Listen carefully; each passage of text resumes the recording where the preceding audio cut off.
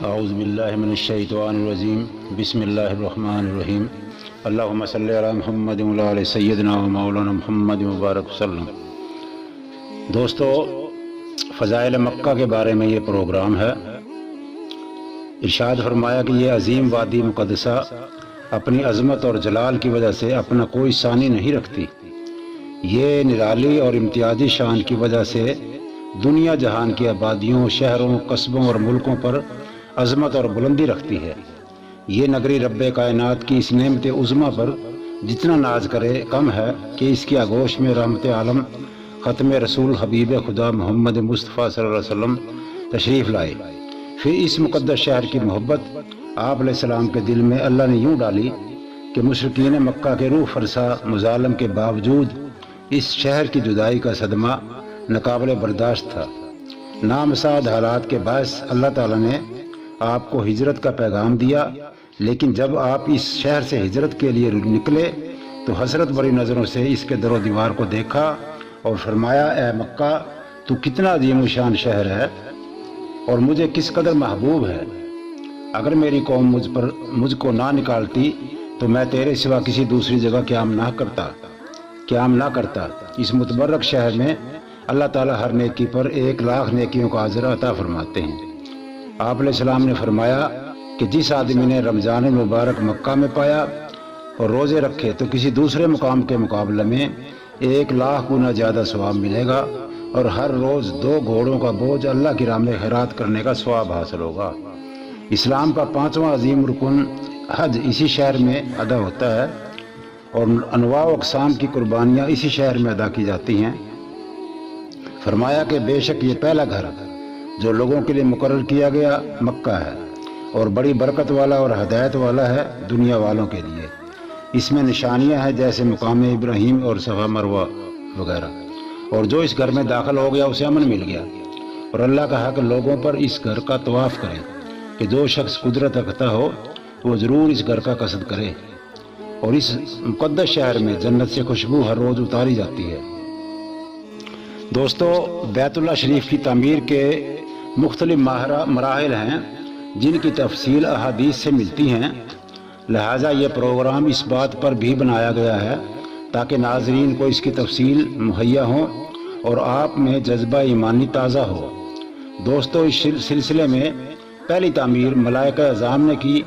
روایت میں ہے کہ اللہ تعالیٰ نے فرشتوں کو حکم دیا کہ بیت المعمور کی طرح جو آسمانوں میں فرشتوں کا کعبہ ہے، زمین پر میرا ایک گھر بنائیں تاکہ زمین پر میرے بندے اس گھر کا طواف کریں اور میں اپنے بندوں کو اس گھر کا طواف کرنے والوں سے راضی ہو جاؤں۔ امام بغوی رحمۃ اللہ علیہ اپنے تفسیر میں لکھتے ہیں کہ سیدنا آدم علیہ السلام کی پیدائش سے 2000 سال قبل بیت اللہ شریف تعمیر کیا گیا، اور زمین میں رہنے والے فرشتوں کو اس کا طواف اور حج کرنے کا حکم دیا۔ عبداللہ بن عباس رضی اللہ تعالیٰ سے مروی ہے کہ آدم علیہ السلام جب زمین پر آئے تو وہ فرشتوں کی باتیں سننے سے محروم ہو گئے۔ عرض کیا، یا اللہ، میں اس نعمت سے محروم ہو گیا ہوں۔ تو فرمایا، آپ مکہ معظمہ جائیں اور میرا گھر تعمیر کریں اور اس کا طواف کریں جیسے فرشتے میرے عرش کا طواف کرتے ہیں اور نماز پڑھتے ہیں۔ چنانچہ جب آپ مکہ مکرمہ پہنچے تو جبرائیل علیہ السلام نے اپنا پر مار کر کعبۃ اللہ کی بنیادیں ظاہر کر دیں جو انتہائی گہری تھی۔ پھر آپ نے ان بنیادوں پر بیت اللہ شریف کی تعمیر کی اور طواف کرتے رہے، اور بعد میں حوادث سے زمانہ کی چیرہ دستیوں سے یہ عمارت بنیادوں سمیت منہدم ہو گئی اور اس کے نشان بھی مٹ گئے۔ تیسری بار سیس علیہ السلام نے کعبۃ اللہ کی تعمیر کی۔ ایک روایت میں ہے کہ یاقوت کا خیمہ جو کعبہ کا حکم رکھتا تھا، آدم علیہ السلام کے ساتھ جنت سے اتارا گیا تھا۔ آپ کے وصال کے بعد آسمانوں پر اٹھا لیا گیا۔ پھر انہی بنیادوں پر آپ کی اولاد نے پتھروں سے عمارت بنائی جو نوح علیہ السلام کے طوفان تک قائم رہی۔ حضرت مجاہد نقل کرتے ہیں کہ طوفان نوح کے بعد کعبہ والی جگہ ایک سرخ ٹیلہ سا بن گیا تھا۔ طویل زمانہ کے بعد بھی لوگ جانتے تھے کہ یہ جگہ مکہ معظمہ کی ہے، اور بیمار اور مظلوم لوگ یہاں آ کر دعا مانگتے تھے، بلکہ حج بھی کرتے تھے۔ چوتھی تعمیر حضرت ابراہیم علیہ السلام نے کی۔ جیسا کہ قارئین کو معلوم ہے کہ حضرت ابراہیم علیہ السلام گاہے بگاہے بیوی اور بیٹے سے ملنے کے لیے اس وادی میں تشریف لاتے رہتے تھے، اور اب کی بار آئے تو یہ سفر اللہ کی گھر کی تعمیر کے لیے تھا۔ اب اسماعیل علیہ السلام 20 سال کی عمر کو پہنچ چکے تھے۔ جب ابراہیم علیہ السلام آئے تو یہ حرم میں بیٹھے تیر بنا رہے تھے۔ والد کو انتہائی عزت سے خوش آمدید کہا۔ رازوں نے آج کی باتوں کے بعد بتایا کہ مکہ شریف کی تعمیر کے لیے آیا ہوں۔ سیدنا اسماعیل علیہ السلام نے کہا کہ ابا جان، اگر اللہ تعالیٰ کا حکم ہے تو پھر جلدی کریں۔ چنانچہ 2 نبیوں کے مقدس ہاتھوں سے اس جگہ بیت اللہ کی تعمیر شروع ہوئی۔ جب دیواروں کی بلندی زیادہ ہوئی تو فرمایا کہ کوئی پتھر لاؤ جس پر کھڑے ہو کر تعمیر میں سہولت رہے۔ چنانچہ اسماعیل علیہ السلام کی نظر میں مبارک پتھر پر پڑی، وہ پتھر جسے قرآن پاک میں مقام ابراہیم سے یاد کیا گیا ہے۔ اس پتھر نے آپ کے نقش پا کا اتنا گہرا اثر قبول کیا کہ دنوں مہینوں گزرنے کے بعد، مدتوں گزرنے کے بعد آج بھی قائم و دائم ہیں۔ جس جگہ آپ پتھر پر کھڑے ہو کر تعمیر فرماتے تھے وہاں پاؤں مبارک کے ٹخنوں تک گہرے نشان بن گئے، جس کا نظارہ آج بھی حاجی صاحبان کرتے ہیں۔ تعمیر سے فارغ ہوئے تو فرمایا کہ تم اعلان کرو لوگوں میں کہ اس گھر کا حج کریں۔ عرض کی یا اللہ، یہ تو جنگل اور پہاڑ ہے، یہاں تو کسی آدمی کا گزر بھی نہیں۔ اللہ تعالیٰ نے فرمایا کہ تم اعلان کرو، پہنچانا میرا کام ہے۔ اللہ تعالیٰ نے اس اعلان کو زمین و آسمان کی تمام مخلوق تک سنا دیا اور تمام انسانوں کی روحوں کو یہ اعلان سنا دیا۔ جن روحوں نے آمین کہی وہ اس گھر کا حج ضرور کریں گے۔ اس کے بعد ابراہیم علیہ السلام نے مناسک حج ادا کیے اور نماز قصر وغیرہ پڑھی، جو کہ تمام انسانوں کے لیے راہ ہدایت بنی۔ تعمیر پنجم، ششم اور ہفتم۔ سیدنا علی رضی اللہ تعالیٰ سے مروی ہے کہ ابراہیم علیہ السلام کی تعمیر کردہ عمارت کعبۃ اللہ جیسی محترم ہونے لگی تو پھر بنو جرہم نے اسے تعمیر کیا، مگر جب وہ بھی منہدم ہو گئی تو امالکا نے اسے تعمیر کیا۔ بعد میں قصی بن کلاب نے تعمیر مکہ کی، جو مدتوں قائم رہی۔ اس کے بعد قریش نے تعمیر کی۔ حضور اکرم صلی اللہ علیہ وسلم کے اعلان نبوت سے 5 سال قبل قریش مکہ نے تعمیر کا پروگرام بنایا۔ یہ تعمیر کئی وجوہات پر مبنی تھی۔ دراصل کعبہ شریف نشیبی علاقہ میں ہونے کی وجہ سے بار بار بارش کا پانی سیلاب کی صورت میں جمع ہو کر حرم میں داخل ہو جاتا، جو کہ کعبہ کی دیواروں کو ہلا دیتا تھا، کیونکہ عمارت کے گرد کوئی حصار تو تھا ہی نہیں جو پانی کے لیے رکاوٹ بنتا۔ بڑے بڑے بند بھی سیلاب کے نظر ہو جاتے تھے۔ چنانچہ قریش کے تعمیر کا کام شروع کیا اور چھت بنانے کا پروگرام بھی بنایا۔ امام زہری سے روایت ہے کہ ایک عورت کعبہ شریف کو دھونی دے رہی تھی کہ ایک انگارہ بیت اللہ کے غلاف پر پڑ گیا، جس سے غلاف بھی جل گیا اور دیواریں بھی جل گئیں۔ اس سبب سے قریش نے تعمیر کا منصوبہ بنایا، اور اس کے علاوہ چند واقعات ایسے تھے کہ تعمیر جدید لازمی ہوئی۔ ایک وجہ یہ بھی تھی کہ کعبہ شریف کے خزانہ والے کنویں پر ایک اژدہا نے ڈیرا جما رکھا تھا، جس کا سر بکری کے بچے جتنا تھا اور اس کا پیٹ سفید تھا۔ یہ سانپ تقریباً 500 سال سے بیٹھا تھا، جس کی وجہ سے کسی کو مسمار کی ہمت نہ ہوتی تھی۔ لہذا ایک دن یہ سانپ حسب معمول دیوار پر بیٹھا تھا کہ ایک بہت بڑا گدھ اڑتا ہوا آیا اور اس اژدہے کو پنجوں میں دبوچ کر لے گیا۔ اس سے رکاوٹ بھی دور ہو گئی اور تمام قریش نئی تعمیر پر لگ گئے۔ حسن اتفاق سے ایک رومی جہاز ایک بندرگاہ کے قریب آ کر غرق ہو گیا۔ جہاز کیسر روم کا تھا، جس میں قیمتی لکڑی، لوہا، سنگ مرمر لدا ہوا تھا۔ قریش نے موقع غنیمت جانا اور جہاز کے مالک سے بات کی اور تمام عمارتی سامان خرید لیا، اور جب تعمیر کے لیے فنڈ اکٹھا کیا تو شرط رکھی تھی کہ رزق حلال کی رقم اکٹھی کی جائے گی۔ تعمیر ابراہیم بیت اللہ کا دروازہ زمین کے برابر تھا۔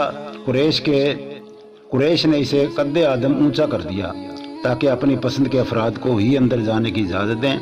پہلے کسی تعمیر میں کعبہ کی چھت نہیں بنائی، لیکن قریش نے پہلی بار چھت بنائی، پہلی بار دروازہ بنایا اور چابی تالے کا انتظام بھی کیا گیا۔ تعمیر نہم حضرت عبداللہ بن زبیر رضی اللہ تعالیٰ عنہ۔ قریش کی تعمیر کو ابھی 1 صدی بھی نہیں گزری تھی کہ حضرت عبداللہ بن زبیر کے لیے تعمیر ضروری ہو گئی۔ ایک وجہ تو یہ بنی کہ حضور علیہ السلام نے فرمایا تھا کہ قریش نے تعمیر میں تبدیلی کر دی، حتیم کا حصہ بیت اللہ کے باہر کر دیا اور ایک دروازہ بند کر دیا اور ایک دروازہ بہت اونچا لگا دیا۔ چنانچہ عبداللہ بن زبیر نے ارشاد نبوی کے تحت نئی تعمیر کا ارادہ فرمایا۔ اور دوسری وجہ یہ بنی کہ یزید کا اصرار تھا کہ عبداللہ بن زبیر سے میری بیعت لی جائے۔ کافی عرصہ کے بعد جب آپ نے جواب دے دیا تو یزیدی فوجوں نے خانہ کعبہ پر سنگباری شروع کر دی۔ شامیوں نے کعبۃ اللہ میں آگ برسائی، جس سے غلاف اور کعبہ کی دیواریں بھی جل گئیں۔ اس دوران کوئی آدمی بھی طواف نہ کر سکا۔ ان حادثات کی وجہ سے تعمیر کعبہ ضروری ہو گئی۔ اس کے بعد حجاج بن یوسف نے تعمیر شروع کی۔ سیدنا عبداللہ بن زبیر کی تعمیر کو صرف 10 سال ہوئے تھے، کیونکہ آپ کی شہادت کے بعد جب حکومت حجاج بن یوسف کے ہاتھ میں آئی تو اس نے خلیفہ عبد الملک کو خط لکھا کہ عبداللہ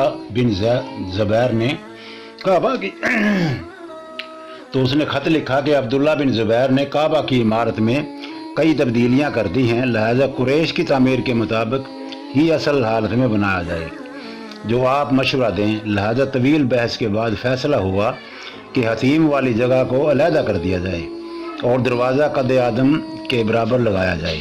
چنانچہ یہ تعمیر اسی طرز پر کی جانے لگی۔